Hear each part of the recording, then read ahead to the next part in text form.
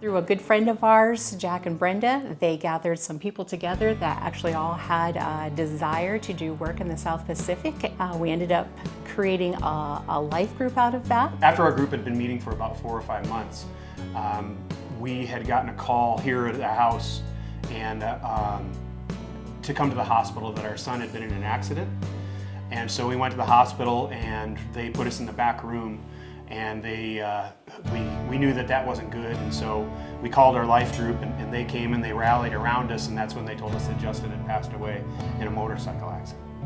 And so following that, our life group transitioned from being about focusing on this idea of going to Fiji, and instead it really focused on just really caring for one another. What Satan had intended for evil, God used for good through that time, because what came out of that was a true understanding of relational discipleship for us. We kept meeting as a group through the summer, through the winter, and kept at our jobs as the carpenter, as a nurse, and we ended up having this opportunity to go to Fiji. That we didn't realize we would actually be able to do. And so the church asked us to go and to do an immersion in Fiji, and we went and did that. And then over the course of the next couple of years, we ended up going about 3 or 4 more times. I was really starting to feel the tug that God's like saying, okay, it's time. And I remember sitting on the porch with our dear friends as we were getting ready to leave, and they were getting ready to go to New Caledonia. And she was sitting out on the back porch, and she was like, Lord, it's just like, I don't want to do this. I'm so scared. And the Lord just spoke to her heart and said, is it all about your comfort, or is it about my kingdom? And that just hit me like a ton of bricks. And it's just like, it was never about my comfort. It was always about God's kingdom. And he just completely, once again, broke my heart for the people of Fiji. And so Dave and I said, when we got back, okay, it's like, we're gonna see where God leads. And he just kept opening the doors.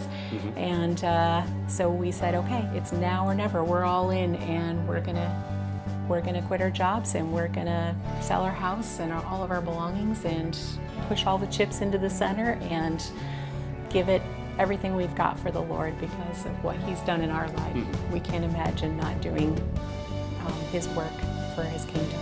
This has been a journey of about 8 years now, and God's taken us in different directions, from going over there to coming back and getting involved in the church and volunteering, to quitting our jobs as a nurse and a carpenter, to doing missions trips. But we had to wait on the Lord. There was times where we felt like he was leading us to Fiji and to be there full time, and then he said, nope, it's time to just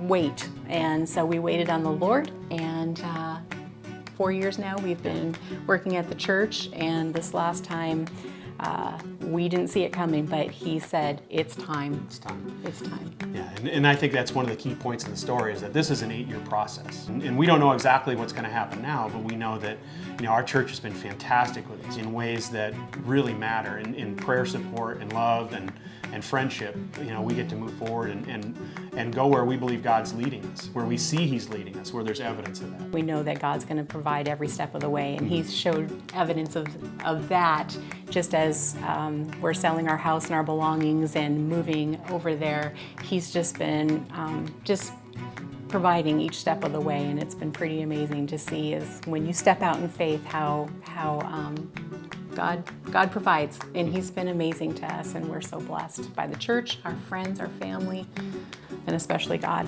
Yeah, this isn't our house anymore. We signed the papers on this house this morning.